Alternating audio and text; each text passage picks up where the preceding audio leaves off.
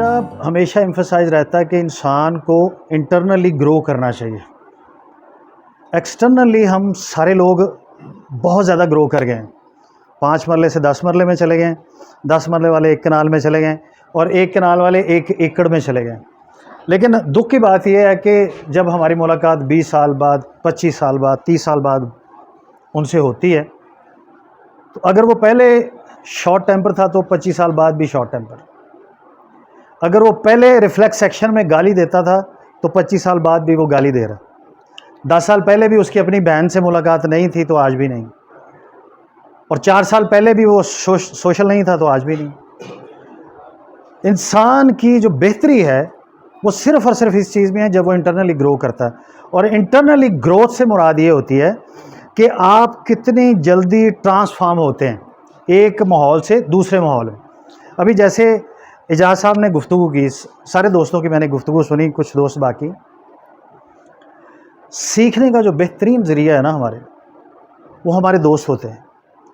جب ہم ان کے ساتھ انٹریکٹ کرتے ہیں تو جیسے بٹ صاحب بات کریں گے, جیسے اعجاز صاحب نے بات کی, تو میرے لیے اس میں بہت زیادہ چیزیں سیکھنے کے لیے تھیں کہ آپ کی گفتگو کی پیس کیا ہونی چاہیے, ماحول کی ریکوائرمنٹ کیا ہے کہ آپ نے اپنی پچ کتنی اونچی رکھنی ہے, اور گفتگو میں آپ نے مکسچر کیسے ڈالنا ہے, سینس آف ہیومر کا, لاجک کا, انٹلیکٹ کا.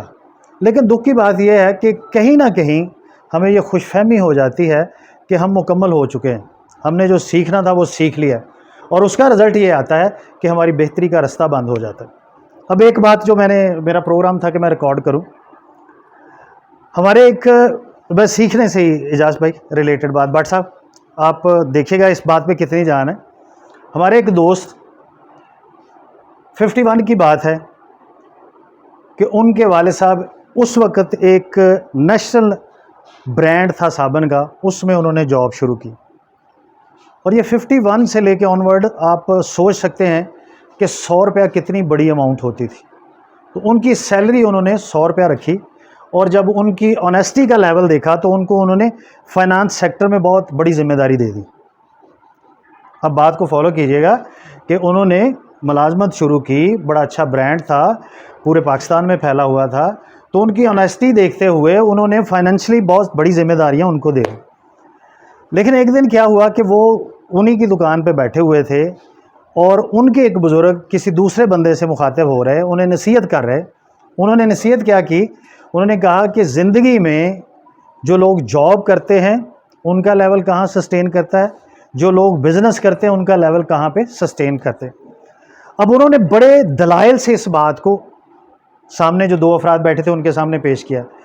ہمارے وہ جو دوست کے والد صاحب تھے, انہوں نے جب یہ بات سنی, 100 روپیہ ان کی سیلری تھی جو کہ بہت زیادہ تھی اس زمانے میں. آپ اندازہ کریں کہ انہوں نے اسی وقت ایسے کر کے گلے کی چابیاں ان کے سامنے رکھی اور کہنے لگے کہ میں بھی آج کے بعد کاروبار کروں. اور وہ بندہ پریشان ہوا جس کے وہ ایکچولی امپلائی تھے. انہوں نے کہا کہ اگر سیلری کا کوئی مسئلہ ہے, آپ کو بڑی آفر ہے تو ہم آپ کی سیلری بڑھا دیتے ہیں, لیکن آپ جاب کیوں چھوڑ رہے ہیں؟ تو انہوں نے کہا آپ نے اتنی اچھی بات تو بتا دی, اب اس بات کو آپ نے تبرک کے طور پہ لینا ہے کہ جن لوگوں نے گرو کرنا ہے, جن لوگوں نے ترقی کرنی ہے, وہ کسی معجزے کا ویٹ نہیں کرتے, کسی وحی کا انتظار نہیں کرتے. وہ جیسے ہی کوئی خوبصورت حکمت کی بات انہیں ملتی ہے وہ ایسے لیتے ہیں اور اپنے اوپر امپلیمنٹ کر لیتے. اور وہاں انہوں نے جاب سے ریزائن کیا, اور اس کے بعد انہوں نے بزنس کیا, اور بزنس بھی غلہ منڈی میں کیا, اور پھر غلہ منڈی سے بزنس کرتے کرتے اتنے گرو کیے کہ بس ان کے ایسڈ آپ اس زمانے میں سمجھ لیں کہ ان کے بچوں کو جو اس وقت کی جاگ لگی ہے اس کے ثمرات آج ہم انجوائے کر رہے ہیں. اور وہ کوئی اور نہیں تھے, شفقت اللہ صاحب کے والد صاحب برکت اللہ صاحب تھے. اب ایک اور ان کی زندگی میں ٹرن آیا, یہ میں آپ کو بتا رہا ہوں. دیکھیں, سوائے نبیوں کے کوئی بھی شخص ایسا دنیا میں نہیں ہے جس کا ایمان سٹیٹک پوزیشن میں ہو. صرف نبی ایسے ہیں, ان کی ہستیاں ایسی ہیں جن کا ایمان سٹیٹک پوزیشن میں ہوتا ہے. باقی ہمیں سب کو اللہ تعالیٰ نے بھی ایک فارمیٹ ڈیسائیڈ کیا کہ 5 وقت کی نماز فرض ہے, ہم تجدید ایمان کرتے رہتے ہیں. تو انہوں نے غلہ منڈی میں بزنس کیا. ایک دن وہ جمعہ پڑھ رہے تھے, اسٹیشن کے اپوزٹ ایک مسجد ہے, وہاں پہ جب انہوں نے خطبہ دیا تو خطبہ دینے والے جو ہمارے مولانا صاحب تھے انہوں نے ایک بات کہی اور بڑی دلیل سے کہی کہ یہ جو غلہ منڈی کے بزنس مین ہیں ان کے پاس غلہ آتا ہے اور یہ سٹاپ کر لیتے ہیں اس کی فروخت اور پھر جب ریٹ بڑھتا ہے تو پھر فروخت کرتے ہیں. تو انہوں نے کہا یہ بیسیکلی ایک ذخیرہ اندوزی کی ایک فارم ہے. ایک بندے کا بزنس اتنا اسٹیبلش ہو جائے اور وہ بندہ ایک وہاں پہ ایک لیول رکھتا ہو اور وہ بندہ وہ مولانا صاحب سے بات سنے اور دلیل کے ساتھ سنے, تو انہوں نے اسی وقت سٹیپ ڈاؤن کیا. برکت اللہ صاحب نے اسی وقت سٹیپ ڈاؤن کیا اور انہوں نے کہا کہ میں اس بزنس سے کوئٹ کر رہا ہوں. اور پھر ان کے پاس جو پیسے تھے انہوں نے وہ کھانے شروع کر دیے. اور پھر تاریخ ہمیں بتاتی ہے جو کہ شفقت اللہ صاحب کے ذریعے پہنچی ہے کہ جب صرف ان کے پاس 60,000 روپے رہ گئے, صرف 60,000 روپے, تو انہوں نے کہا کہ بھی اب مجھے کچھ کر لینا چاہیے کیونکہ پیسے تو ختم ہو رہے ہیں. تو پھر جو شفقت آئرن سٹور آپ نے دیکھا ہے ستیانہ روڈ پہ, جن کے پاس آج امبریلی سٹیل کی ڈسٹریبیوشن ہے اور بلکہ سول ڈسٹریبیوٹر ہیں, اور فیصل آباد میں سریا کے حوالے سے, چونکہ سریا میں بہت ساری ایسی آپشنز ہوتی ہیں کہ جہاں پہ آپ بے ایمانی کر سکتے ہیں. یہ وہ واحد ہستی ہیں. ایک اور دوست ہیں جن کو میں جانتا ہوں جن کا تول پورا ہوتا ہے اور کوئی اس میں دغا بازی, کوئی سیلف سرٹنس نہیں ہوتی بزنس میں. 60,000 روپے سے شروع کیا جانے والا بزنس آج آپ دیکھ سکتے ہیں کیونکہ حلال میں اچھی نیت میں ایسی برکت ہے.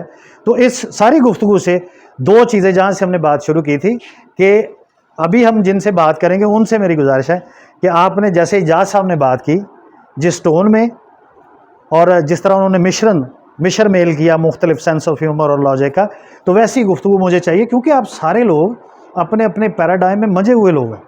لیکن ہوتا کیا ہے کہ ہم کہیں نہ کہیں جو کمیونیکیشن سکل ہے اس کو فار گرانٹڈ لیتے ہیں کہ یار مینوں مائک نہ دیو, میں نہیں بولنا, مینوں نہیں بولنا آندا, مینوں شرم آندی. او نو یار, حضرت علی رضی اللہ تعالیٰ نے فرمایا کہ بولو تاکہ تم پہچانے جا سکو کہ تمہارے اندر کون سا خون دوڑ رہا ہے, تمہاری تربیت کس انداز میں ہوئی.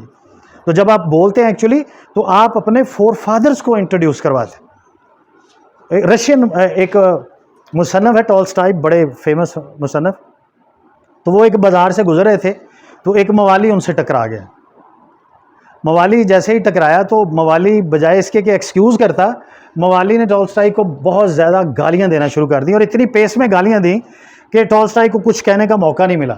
لیکن جب اس نے تھوڑا سا وقفہ لیا, تھوڑا سا رکا اور پھر جب اس کی طرف دیکھا ٹالسٹائی کی طرف, تو ٹالسٹائی کہتا ہے کہ you know me, I am famous writer Tolstoy. تو وہ موالی کہنے لگا کہ gentleman you haven't introduce yourself to me, آپ نے تو اپنا تعارف ہی نہیں مجھ سے کروایا. تو جو ٹالسٹائی نے فکرہ کہا وہ ہم سب کے لیے لیسن ہے. ٹالسٹائی نے کہا کہ gentleman since last 5 minute you are introducing yourself, تم اپنا تعارف کروا رہے تھے کہ تم کس خون کی پیداوار. ایکچولی جب آپ گفتگو کرتے ہیں تو آپ اپنے والدین کا, اپنے آباء و اجداد کا, ان کی تربیت کا, اپنے خون کا تعارف کرواتے ہیں جب آپ گفتگو کرتے ہیں. تو میری آپ سے گزارش ہے کہ ایسی نشست میں بے حجابانہ گفتگو کرنی چاہیے, بے تکلف گفتگو کرنی چاہیے. میں شوکت صاحب اکثر بیٹھتے ہیں, لیکن کوشش کریں کہ جو آپ کا ڈوپامین ہے وہ کہیں اس انداز سے نہ جڑ جائے کہ جب تک آپ غلیظ گفتگو نہیں کرتے تو آپ کو سیٹسفیکشن نہیں ہوتی. جب آپ ڈی ٹریک ہو کے گفتگو نہیں کرتے تو آپ کو سیٹسفیکشن نہیں ہوتی. That is a really pathetic situation. اگر خدا نہ خواستہ آپ زندگی میں اس نہج پہ آ گئے تو کوشش کرنی چاہیے, کیونکہ اس وقت ہم ایسے پروسیس میں ہیں, ایسے سٹیج پہ ہیں کہ ہم سے جتنے چھوٹے لوگ ہیں وہ ہمیں آل دی ٹائم واچ کر رہے ہیں اور ہم سے سیکھ رہے ہیں. تو آپ ایک صدقہ جاریہ بن سکتے ہیں اپنے اچھے اخلاق سے, اپنی سویلائزڈ گفتگو سے. تو کوشش یہ کر رہی ہیں کہ جتنی بھی ہماری گفتگو ہوئی ہے, کیونکہ جو اینتھروپولوجسٹ ہیں ان کا کہنا ہے کہ انسان کے اچھے ہونے کا انحصار اس بات پہ نہیں ہے کہ اس کو کتنی اچھی باتوں کا پتہ ہے, بلکہ اس کے اچھے ہونے کا انحصار صرف اس بات پہ ہے کہ جتنی اچھی باتوں کا اسے پتہ ہے ان پہ وہ عمل کرتا ہے. کیونکہ جتنا ہم جانتے ہیں ان میں سے ہمارا علم وہی ہے جو ہماری ذات کا حصہ ہے, ہمارے کردار کا حصہ ہے. جتنا ہم جانتے ہیں اس میں سے ہمارا علم وہ ہے جو ہمارے کردار کا, ہماری ذات کا حصہ ہے. باقی کیا ہے؟ باقی سارا بوجھ ہے. اور اس وقت معاشرے کی بہت بڑی انٹلیکٹ کلاس اسی بوجھ کے نیچے دبی ہوئی ہے, کیونکہ وہ کہتے کچھ ہیں کرتے کچھ. تو کوشش کیجئے کہ جو آپ کہتے ہیں وہ آپ کریں.